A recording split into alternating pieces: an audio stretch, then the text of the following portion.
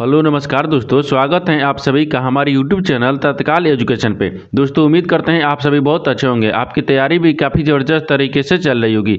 दोस्तों आज हम आप लोगों के लिए रीजनिंग के 12 अति महत्वपूर्ण प्रश्न के बारे में इस वीडियो में बताएंगे, जो सभी परीक्षाओं के लिए बहुत महत्वपूर्ण प्रश्न होने वाले हैं। आप किसी भी गवर्नमेंट एग्जाम की तैयारी कर रहे हैं, इस टाइप के प्रश्न हमेशा पेपर में देखने को मिलेंगे। दोस्तों ये पार्ट नंबर कौन सा है? 25 है। या पार्ट नंबर 24 नहीं देखें तो आप वीडियो सेक्शन में जाके देख सकते हैं। चलिए दोस्तों पहला प्रश्न देख लेते हैं। दोस्तों पहला नंबर प्रश्न है, इसमें देखिए उस विकल्प का चयन करें जिसका तीसरा यानी तीसरी संख्या से वही संबंध है जो दूसरी संख्या का पहली संख्या से। देखिए यहाँ पर क्या दी, पहली जो संख्या है ना वो दूसरी से संबंधित है। ठीक उसी प्रकार से बताना है कि तीसरी जो नहीं प्रश्नार्थक चिन्ह पर इन चार ऑप्शन में से किसी से संबंधित होगा।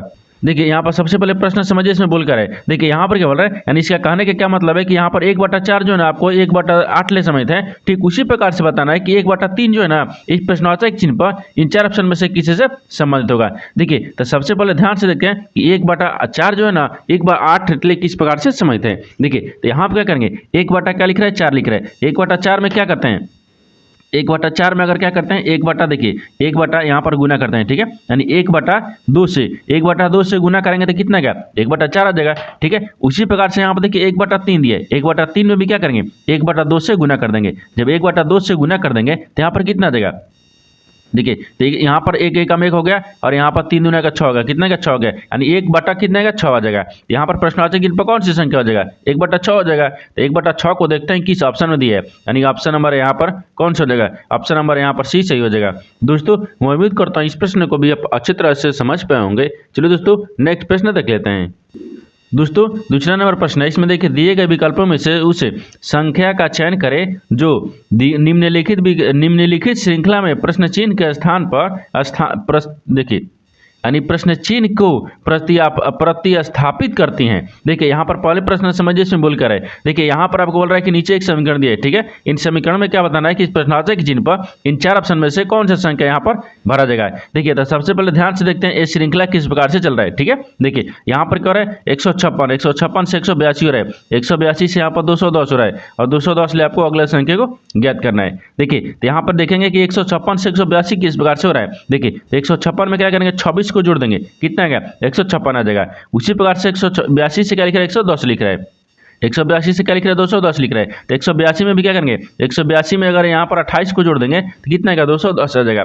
उसी प्रकार से यहाँ पर 210 लिखेंगे। देखिए तो 26 ले 28 लिख रहा है तो 2 जोड़ रहा है। उसी प्रकार से यहाँ पर भी करेंगे, ये देखिए 210 है ना, 210 में क्या करेंगे, 30 को जोड़ेंगे। 30 को जोड़ देंगे तो कितना आ जाएगा, तो देखिए यहाँ पर 240 आएगा। कितना क्या, 240 आ जाएगा। यानी इस प्रश्नवाचक चिन्ह पर कौन सी संख्या भरा जाएगा, तो 240 हो जाएगा। तो 240 को देखते हैं किस ऑप्शन में दिया है, यानी ऑप्शन नंबर यहाँ पर 20 सही हो जाएगा। दोस्तों मैं उम्मीद करता हूँ इस प्रश्न को भी आप अच्छे तरह से समझ पाए होंगे। चलिए दोस्तों नेक्स्ट प्रश्न देख लेते हैं। दोस्तों तीसरा नंबर प्रश्न है, इसमें देखिए नीचे दिए गए चित्र में त्रिभुजों की संख्या ज्ञात करें। देखिए नीचे यहाँ पर आपको एक त्रिभुज दिया है, सॉरी यहाँ पर क्या दिया, एक आकृति दिया है। इन आकृति में बताना क्या है कि यहाँ पर त्रिभुजों की संख्या कितना है। देखिए तो यहाँ पर क्या करेगा, वीडियो को रोककर खुद अपने आप से बनाने की कोशिश करिएगा और 12 प्रश्न में से अपने कितने प्रश्न सही किए हैं वीडियो को लास्ट में कमेंट में जरूर बताइएगा। और इस चैनल पर पहली बार आए हैं तो चैनल को सब्सक्राइब कर बेल आइकन घंटी को प्रेस जरूर करिएगा, क्योंकि सबसे पहले इस तरह का क्लास आपको मिलता रहे। देखिए तो इसमें देखेंगे सबसे कि इस आकृति में कितने त्रिभुजों की संख्या दिख रहा है। देखिए जो आसान त्रिभुज दिख रहा है पहले उसको गिन लेते हैं। देखिए यहाँ पर क्या दिख रहा है, 1 हो गया, यहाँ पर 2 हो जाएगा, यहाँ पर 3 हो गया, देखिए यहाँ पर ये 4 हो गया, ये 5 हो गया, ये 6 हो गया, ये 7 हो गया। ठीक है, अभी कितना दिख रहा है त्रिभुज, 7 को दिख रहा है। और 7 के बाद में देखिए और कहीं दिख रहा है हमको, हाँ देखिए 7 के बाद में ई भी दिखेगा ना, 7 के बाद में ई वाला दिखेगा। ठीक है, 7 दिखेगा तो ई 1 दिखेगा तो कितना गया, 8 हो गया। ठीक है 8 हो गया। और 8 के बाद में और देखिए और कहीं दिख रहा है, हाँ 8 के बाद में देखिए ई वाला भी दिखेगा ना, 8 के बाद में ई वाला भी दिखेगा। देखिए यहाँ से ही दिखेगा, 8 कितना गया, 9 आ गया। कितना का, 9 आ गया। यानी इस आकृति में कितने त्रिभुजों की संख्या दिख रही है, तो 9 को दिख रही है। तो यहाँ पर क्या हो जाएगा, 9 हो जाएगा। तो 9 को देखते हैं किस ऑप्शन में दिया है, यानी ऑप्शन नंबर यहाँ पर डी सही हो जाएगा। दोस्तों मैं उम्मीद करता हूँ इस प्रश्न को भी आप अच्छे तरह से समझ पाए होंगे। चलिए दोस्तों नेक्स्ट प्रश्न देख लेते हैं। दोस्तों 4 नंबर प्रश्न है, इसमें देखिए 47 विद्यार्थी वाली किसी कक्षा में अनुराग का रोल नंबर अंतिम से विद्यार्थी से, ठीक है विद्यार्थी से 18वां है। तो परम, देखिए परम से उसका रोल नंबर क्या है। देखिए यहाँ पर सबसे पहले प्रश्न समझिए इसमें बोल कर है। देखिए क्या बोल रहा है, यहाँ पर देखिए 47 विद्यार्थी वाली एक कक्षा में, ठीक है, किसी कक्षा में, यानी अनुराग का जो रोल नंबर है ना, वो देखिए रोल नंबर कितने हैं, अंतिम से कितने, 18वां है। तो क्या बोल रहा है, प्रारंभ से कितने का, देखिए तो टोटल विद्यार्थी कितना दिए, 47 दिया है। देखिए टोटल विद्यार्थी 47 है, और 47 में से उसका अनुराग का रोल नंबर कितना है, 18वां है, तो यहाँ पर 18वां रख लेंगे, ठीक है। यहाँ पर क्या करेंगे, इन दोनों को आपस में मैनेज कर लेंगे। जब एक का दिया है, दूसरा का पूछ रहा है, जैसे में यहाँ पर देखिए क्या दिए, अरे यहाँ पर देख रहे हैं ना कि अनुराग को क्या अंतिम से दिया है, और यहाँ पर प्रारंभ से पूछ रहा है, तो इसको क्या करेंगे, माइनस कर लेंगे, दोनों का आपस में माइनस कर लेंगे, ठीक है, और +1 कर लेंगे। अब देखिए इसमें बन जाएगा, इसमें क्या करेंगे, देखिए 47 में से 18 को घटाएंगे, 29 बच जाएगा, और 29 में 1 को जोड़ लेते हैं, ठीक है, 29 में 1 को जोड़ेंगे तो कितना आ जाएगा, 30 आ गया, कितना का 30वां हो जाएगा। तो यहाँ पर वही पूछ रहा है कि प्रारंभ से उसका रोल नंबर क्या है, तो प्रारंभ से उसका रोल नंबर 30वां है, तो 30 को देखते हैं किस ऑप्शन में दिया है, यानी ऑप्शन नंबर यहाँ पर डी सही हो जाएगा। दोस्तों मैं उम्मीद करता हूँ इस प्रश्न को भी आप अच्छे तरह से समझ पाए होंगे। चलो दोस्तों नेक्स्ट प्रश्न देख लेते हैं। दोस्तों 5वां प्रश्न है, इसमें देखिए निम्न अनुक्रम में ऐसे कितने अंक हैं जिनमें से प्रत्येक के तुरंत पहले और बाद, यानी तुरंत बाद एक अक्षर है। देखिए यहाँ पर सबसे पहले प्रश्न समझिए, इसमें बोल कर है, देखिए यहाँ पर क्या बोल रहा है कि एक मान लीजिए क्या दिया, अनुक्रम दिया है, ठीक है, इन अनुक्रम में बताना क्या है, इन अनुक्रम में आपको बताना है कि ऐसे कितने अनुक्रम है, ऐसे कितने अंक है, ठीक है, क्या दिख रहा है, यानी अंक है। तो सबसे पहले यहाँ पर अंक को लिखते हैं, ठीक है, ये अंक है, ठीक है, अंक है। यहाँ पर बोल रहा है कि इस अनुक्रम में ऐसे कितने अंक हैं जिनके, देखिए जिनमें से प्रत्येक के तुरंत पहले, यानी तुरंत पहले क्या है, प्रत्येक के तुरंत पहले, तो यहाँ पर क्या है, तुरंत पहले और तुरंत बाद कहाँ एक अक्षर है, यहाँ पर अक्षर को रखते हैं, ठीक है, यानी पहले भी एक अक्षर है और बाद में भी एक क्या है, अक्षर है, ठीक है, यहाँ पर अक्षर है, ठीक है, अक्षर को लिखते हैं, ये अक्षर है यहाँ तक, ठीक है। तो देखिए अब आपको बताना क्या है, इसमें बताना कि इन अनुक्रम दिया है, ठीक है, अब इन अनुक्रम में आपको बताना है कि इसमें कई, यानी इसमें ऐसे कितने अंक हैं जिनके पहले एक अक्षर होना चाहिए और बाद में भी एक अक्षर होना चाहिए। तो सबसे पहले देखते हैं अनुक्रम में किस प्रकार से दिख रहा है। देखिए यहाँ पर क्या दिख रहा है, एक अंक दिख रहा है, ठीक है, संख्या दिख रहा है, अंक हो गया। अंक के पहले देखिए एक बी अक्षर है, बी, उसके पहले भी एक सी अक्षर है, एक दिख गया, इसमें कितना दिख रहा है, एक हो गया, ठीक है। उसके बाद हम देखिए 9 भी एक क्या है, अंक है, अंक के पहले एक क्या दिख रहा है, डी, यानी अक्षर दिख रहा है, उसके पहले भी ए, बाद में भी एक क्या दिख रहा है, जेड दिख रहा है, यानी ये भी क्या दिख रहा है आपको, एक क्या दिख रहा है, एक हो गया, ठीक है, एक ही हो गया, ये दूसरा हो गया। तीसरा में देखते हैं, देखिए तो तीसरा में यहाँ पर क्या दिख रहा है, तीसरा में देखिए यहाँ पर 2 क्या दिख रहा है, अंक दिख रहा है, उसके पहले भी क्या दिख रहा है, अक्षर, उसके बाद भी क्या दिख रहा है, अक्षर दिख रहा है, यानी 3 हो गया, कहाँ हो गया, 3 हो गया। और देखिए और कहीं दिख रहा है, यहाँ पर देखिए 3 दिख रहा है, अंक है, लेकिन ये क्या है, अक्षर है, लेकिन बाद में प्रतीक आ गया, नहीं हो रहा है, ठीक है, अरे ये नहीं होगा। 5 देखेंगे तो 5 भी नहीं हो रहा है, ठीक है, नहीं, इसमें आपको कहीं नहीं दिख रहा है, यानी इसका मतलब क्या हो गया कि 3, यानी इसमें ऐसे 3 ही अंक है जिनके पहले एक अक्षर है और बाद में भी एक अक्षर है, यहाँ पर 3 हो जाएगा। तो 3 को देखते हैं किस ऑप्शन में दिया है, यानी ऑप्शन नंबर यहाँ पर सी सही हो जाएगा। दोस्तों मैं उम्मीद करता हूँ इस प्रश्न को भी आप अच्छे तरह से समझ पाए होंगे। चलो दोस्तों नेक्स्ट प्रश्न देख लेते हैं। दोस्तों 6 नंबर प्रश्न है, इसमें देखिए यदि एक दर्पण छायांकित रेखा पर रखा गया है तो निम्न में से कौन सा विकल्प दी गई आकृति की सही छवि है। देखिए यहाँ पर सबसे पहले प्रश्न समझिए, इसमें बोल कर है, देखिए यहाँ पर क्या बोल रहा है, यहाँ पर नीचे क्या दी, आकृति दी है। अगर इन आकृति को जब हम दर्पण में देखेंगे ये किस प्रकार से दर्पण में दिखेगा, आपको इसी को बताना है। देखिए तो सबसे पहले ध्यान से देखते हैं कि यहाँ पर क्या दिखा है, यानी दर्पण दिखा है, और जब दर्पण में इस आकृति को देखते हैं किस प्रकार से दिखेगा। देखिए यहाँ पर क्या करेंगे, सबसे पहले देखिए आर को अगर दर्पण में देखेंगे, आर आपको इस प्रकार से दिखेगा, ई को देखेंगे, ई आपको इस प्रकार से दिख जाएगा, ठीक है, ये हो गया। और जी को देखते हैं तो जी देखिए आपको जी भी क्या दिखेगा, आपको इस प्रकार से दिख जाएगा। यहाँ पर एन दिख रहा है, एन देखिए आपको इस प्रकार से दिख जाएगा, ठीक है, यानी उसी प्रकार से दिखेगा, ठीक है। और यहाँ पर देखिए आई दिख रहा है, आई भी आपको उसी प्रकार से दिख जाएगा, देखिए, और जी भी दिखेगा तो जी आपको इस प्रकार से दिखेगा। देखिए इस तरह का जो आकृति है ना, ये क्या वास्तविक आकृति होगा, इसी की आकृति को जब हम दर्पण में देखें ये दर्पण आकृति है, ठीक है। तो इस तरह का जो आकृति है वो देखते हैं किस ऑप्शन में दिख रहा है, ठीक है। देखिए और यहाँ पर सबसे पहले आ रहना चाहिए, देखिए इसमें नहीं दिया है, देखिए इसमें दिया है, इसमें क्या दिया, इसमें दे रहा है, लेकिन GNIG यानी ऑप्शन नंबर क्या हो जाएगा, ऑप्शन नंबर यहाँ पर बी में दिख रहा है, यानी ऑप्शन नंबर बी आपका सही हो जाएगा। दोस्तों मैं उम्मीद करता हूँ इस प्रश्न को भी आप अच्छे तरह से समझ पाए होंगे। चलो दोस्तों नेक्स्ट प्रश्न देख लेते हैं। दोस्तों 7 नंबर प्रश्न है, इसमें देखिए दिए गए विकल्पों में से यानी उस अनुक्रम का चयन कीजिए जो निम्नलिखित शब्दों को सर्वोत्तम ढंग से यानी सार्थक क्रम में व्यवस्थित करता है। देखिए यहाँ पर सबसे पहले प्रश्न समझिए, इसमें बोल कर है। देखिए नीचे आपको यहाँ पर 5 शब्द दिए, ये पांचों शब्द को बताना क्या है कि सार्थक क्रम में इसको सजाना है। ठीक है, देखिए तो सार्थक क्रम का मतलब होता है सबसे पहले कौन आएगा। ये 5 शब्द देख लेते हैं, क्या दिया है, परिवार दिया है, फिर यहाँ पर विश्व दिया है, तीसरा में आपको व्यक्ति दिया है, चौथा में समुदाय दिया है और पांचवा में देश दिया है। ये पांचों शब्द को पढ़ने के बाद में हमको क्या दिख रहा है, देखिए हमको यही दिख रहा है कि इसको सार्थक क्रम में सजाना है। ठीक है, तो सार्थक क्रम का मतलब क्या होगा, सबसे पहले इसमें कौन सा आएगा, तो सबसे पहले देखिए इसमें सबसे पहले यहाँ पर 1 नंबर यानी नहीं, देखिए यहाँ पर क्या दिखेगा, सबसे पहले यहाँ पर व्यक्ति होगा। व्यक्ति कितने पद है, 3 पद है, व्यक्ति हो गया। व्यक्ति के बाद में यहाँ पर क्या बनेगा, व्यक्ति के बाद में यहाँ पर परिवार बन जाएगा। तो परिवार कितने पद है, 1 पद है। ठीक है, परिवार हो गया। परिवार के बाद में यहाँ पर क्या बन रहा है, परिवार के बाद में यहाँ पर समुदाय बनेगा। क्या बनेगा, समुदाय आपको 4 पद है। समुदाय के बाद में यहाँ पर क्या बनेगा, समुदाय के बाद में यहाँ पर देश बनेगा। ठीक है, यानी 5 प्रदेश दिए, कितने पर देश बनेगा। देश के बाद में यहाँ पर क्या बनेगा, विश्व बन जाएगा। ठीक है, यहाँ पर विश्व बन जाएगा। विश्व आपको 2 पद है। देखिए एक बार फिर से समझते हैं कि सार्थक क्रम से किस प्रकार से व्यवस्थित किया है। देखिए तो सबसे पहले क्या आएगा, व्यक्ति होगा। व्यक्ति के बाद में यहाँ पर क्या बनेगा, यानी परिवार बन जाएगा। परिवार के बाद में समुदाय बनेगा। समुदाय के बाद में यहाँ पर क्या बनेगा, देश बनेगा। देश के बाद में ना विश्व बनेगा। ठीक है, विश्व हो गया। तो यहाँ पर देखिए इस प्रकार से आपको सार्थक क्रम में सजा दिए। तो यहाँ पर क्या दिख रहा है, यहाँ पर 31,452 दिख रहा है। 31,452 देखते हैं किस ऑप्शन में दिख रहा है, यानी 31,452 ऑप्शन नंबर ए में दिख रहा है, यानी ऑप्शन नंबर ए आपका सही हो जाएगा। दोस्तों मैं उम्मीद करता हूँ इस प्रश्न को भी आप अच्छे तरह से समझ पाए होंगे। चलिए दोस्तों नेक्स्ट प्रश्न देख लेते हैं। दोस्तों 8 नंबर प्रश्न है, इसमें देखिए नीचे दिए गए विकल्पों में से संबंधित शब्द को चुनिए। देखिए नीचे यहाँ पर आपको एक संबंधित शब्द है, यानी लाल जो है ना आपको रुकना से समझते हैं। ठीक उसी प्रकार से बताना है कि पीला जो है इस प्रश्नवाचक चिन्ह पर इन 4 ऑप्शन में से किसी से संबंधित होगा। देखिए यहाँ पर क्या जैसे आपको सिग्नल होता है, सिग्नल में जब लाल बढ़ता है आप रुक जाते हैं। ठीक है, यानी क्या बोल रहा है, रुक जाता है। यहाँ पर कहता है रुक जाता है। ठीक है, जैसे देखिए लाल जो बढ़ता है, लाल के लिए क्या है, लाल आपको रुकने से समझ दिया है।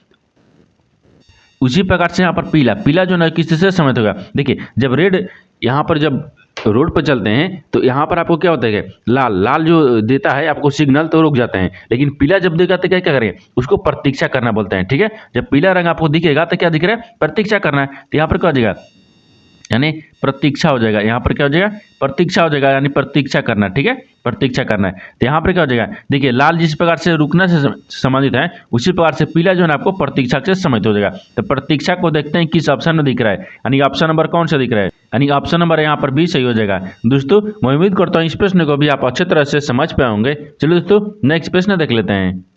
दोस्तों 9 नंबर प्रश्न है, इसमें देखिए दी गई आकृति का अध्ययन करें और दिए गए प्रश्न का उत्तर दें। देखिए यहाँ पर आपको क्या दिया, एक आकृति दिया है, चाहे आपको वेन डायग्राम समझिए। ठीक है, यहाँ पर एक क्या दी, आकृति है। इन आकृति को ध्यान से देखने के बाद में हमको सवाल देखिए यहाँ पर पूछ रहा है, कौन सा क्षेत्र उन छात्रों को दर्शाता है जो संगीतकार हैं लेकिन यानी खिलाड़ी नहीं है। ठीक है, देखिए तो सबसे पहले हम क्या करेंगे, इस आपको आकृति को ध्यान से देख लेते हैं।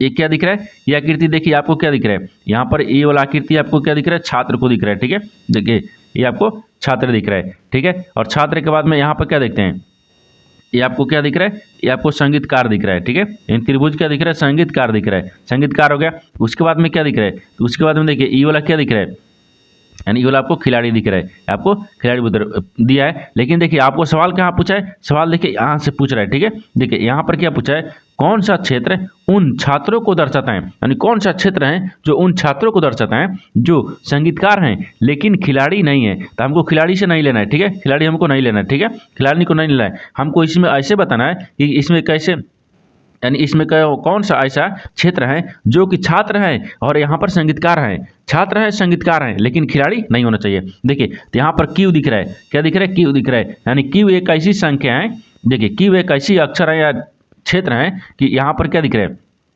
की वे क्या है, की वे ऐसी मान लीजिए यहाँ पर अक्षर है मान लीजिए क्षेत्र है। ठीक है, यानी क्षेत्र को दर्शाता है, यानी क्षेत्र है जो कि आपको संगीतकार भी है छात्र भी है। तो यहाँ पर क्या हो जाएगा, क्यू हो जाएगा। तो क्यू को देखते हैं किस ऑप्शन में दिया है, यानी ऑप्शन नंबर यहाँ पर डी सही हो जाएगा। दोस्तों मैं उम्मीद करता हूँ इस प्रश्न को भी आप अच्छे तरह से समझ पाए होंगे। चलिए दोस्तों नेक्स्ट प्रश्न देख लेते हैं। दोस्तों 10 नंबर प्रश्न है, इसमें देखिए घर से निकलने समय महेश के सामने की ओर यानी पूर्व दिशा थी, अपने यानी अपने स्कूल पहुंचने के लिए वह 2 बार दाएं, देखिए दाएं और 1 बार बाएं मुड़ा। अपने स्कूल पहुंचने के बाद उसके सामने की ओर कौन सी दिशा होगी। देखिए यहाँ पर सबसे पहले प्रश्न समझिए, इसमें बोल कर है उससे पहले क्या करेंगे, एक डायग्राम को बनाएंगे। ठीक है, देखिए ये डायग्राम हो गया, ये पूर्व होता है, यहाँ पर ये पश्चिम होता है, ऊपर में उत्तर हो गया और नीचे दक्षिण हो गया। ठीक है, अब आपके से क्या बोल रहे हैं, देखिए घर से निकलने के समय महेश के सामने की ओर क्या थी, पूर्व थी। तो मान लीजिए यहाँ से क्या किया, वो घर है, ये घर हो गया, यानी घर से निकला। ठीक है, देखिए ये घर हो गया, ये घर है, घर से सामने निकला। ठीक है, यानी घर से पूर्व की ओर निकला, तो पूर्व आपको देखिए इधर दिख रहा है। ठीक है, पूर्व निकला, पूर्व निकलने के बाद में अपने स्कूल पहुंचने के लिए वह 2 बार क्या दाएं मुड़ा, 2 बार क्या किया, दाएं मुड़ा, एक बार इधर दाहिने मुड़ा, फिर एक बार इधर दाहिने मुड़ गया। ठीक है, ये 2 बार दाहिने मुड़ा और ठीक है दाहिने मुड़ गया, ये और एक बार बाएं मुड़ा, लेकिन एक बार क्या किया, नीचे की तरफ आएंगे ना, क्योंकि बाएं मुड़ गया, बाएं मुड़ा। अपने स्कूल पहुंचने के बाद उसके सामने की ओर कौन सी दिशा दिख रही है, ये आपको क्या दिख रहा है, या मान लीजिए ये स्कूल हो गया, यानी ये स्कूल हो गया, ये क्या दिख रहा है, स्कूल दिख रहा है। ठीक है, स्कूल आ गया। अब स्कूल के उस देखिए जो स्कूल पहुंचा तो उसके सामने का कौन सा दिशा दिख रही है, देखिए यहाँ पर नीचे खाओ जा रहा है ना, तो नीचे खाओ कौन सा दिशा दिख रहा है, यानी दक्षिण दिख रहा है, या नीचे कौन सा दिशा दिख रहा है, तो दक्षिण हो जाएगा। तो यहाँ पर क्या हो गया, दक्षिण हो जाएगा। तो दक्षिण को देखते हैं किस दिशा में, यानी किस ऑप्शन में दिख रहा है, तो ऑप्शन नंबर यहाँ पर 20 सही हो जाएगा। दोस्तों मैं उम्मीद करता हूँ इस प्रश्न को भी आप अच्छी तरह से समझ पाए होंगे। चलो दोस्तों नेक्स्ट प्रश्न देख लेते हैं। दोस्तों 11वां प्रश्न है, इसमें देखिए उस वे नरेख का चयन करें जो दिए गए वर्गों के बीच संबंध को सर्वोत्तम रूप से दर्शाता है। देखिए नीचे यहाँ पर आपको 3 शब्द दिया है, इन तीनों शब्द में से बताना है कि कौन सा आपस में संबंधित है और इन 4 वेन डायग्राम में से कौन सा वेन डायग्राम बनेगा। देखिए तो यहाँ पर सबसे पहले ध्यान से देखें, तीनों शब्दों से आपको कॉमन कौन सा मिल रहा है। देखिए तो सबसे कॉमन आपको ये देखिए भिंडी दिया है, सेब दिया है और फल दिया है, इन तीनों शब्दों में से कौन सा आपको एक कॉमन मिल रहा है। जैसे यहाँ पर क्या दिख रहा है, मान लीजिए यहाँ पर कहते हैं फल को रखते हैं, ये क्या दिख रहा है, फल दिख रहा है, यानी फल एक कॉमन है। फल के अंदर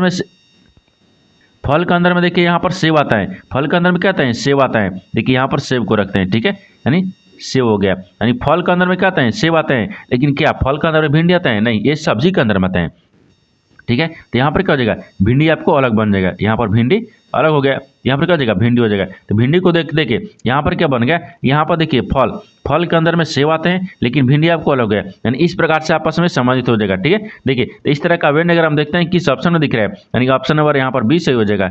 दोस्तों मैं उम्मीद करता हूँ इस प्रश्न को भी आप अच्छी तरह से समझ पाए होंगे। चलो दोस्तों नेक्स्ट प्रश्न देख लेते हैं।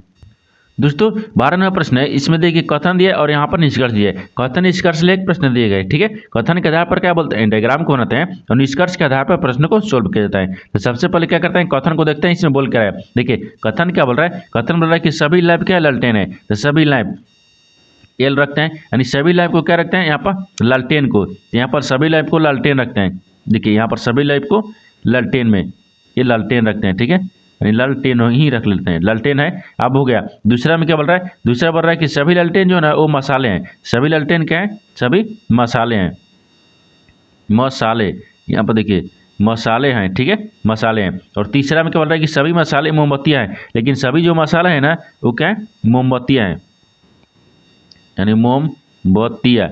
ठीक है, मोमबत्तियाँ है, ये मोमबत्तियाँ है। ये तो आपको कथन बोल रहा है, कथन के आधार पर हम डायग्राम को बना दिए, लेकिन निष्कर्ष क्या बोल रहा है, इसके आधार पर प्रश्न को सोल्व करेंगे। देखिए तो निष्कर्ष अब यहाँ पर देखिए निष्कर्ष क्या बोल रहा है। देखिए निष्कर्ष पहला में क्या बोल रहा है कि कुछ मोमबत्तियाँ लैंप है, जो कुछ मोमबत्ती है ना, देखिए एक क्या दिख रहा है, मोमबत्तियाँ है। ठीक है, यानी ये मोमबत्तियाँ है, यानी सभी मोमबत्ती के अंदर में क्या दिख रहा है, लैंप दिख रहा है, सभी मोमबत्ती के अंदर में लैंप दिख रहा है, यानी कुछ ही, यानी सभी के अंदर ही ना कुछ आएगा। तो यहाँ पर ये सही बोल रहा है, पहला क्या बोल रहा है, सही बोल रहा है। दूसरा देखते हैं, दूसरा बोल रहा है कि सभी लालटेन जो लैंप है, यानी सभी जो लालटेन है वो क्या लैंप के अंदर है, नहीं, सभी लालटेन के लैंप के अंदर नहीं है, सभी लालटेन के अंदर ही लैंप है, ये गलत बोल रहा है। ठीक है, तीसरा देखते हैं, तीसरा बोल रहा है कि कोई लालटेन लैंप नहीं है, बोल रहा है कि कोई जो लालटेन है ना वो लैंप नहीं है। हमको यहाँ पर दिख रहा है कि देखिए सभी लालटेन के अंदर में लैंप, सभी लैंप के अंदर में लालटेन दिख रहा है, ये गलत बोल रहा है। ठीक है, ये भी क्या बोल रहा है, गलत बोल रहा है, यानी पहला सही हो जाएगा, यानी केवल निष्कर्ष 1 पालन करता है, यानी ऑप्शन नंबर ए आपका सही हो जाएगा।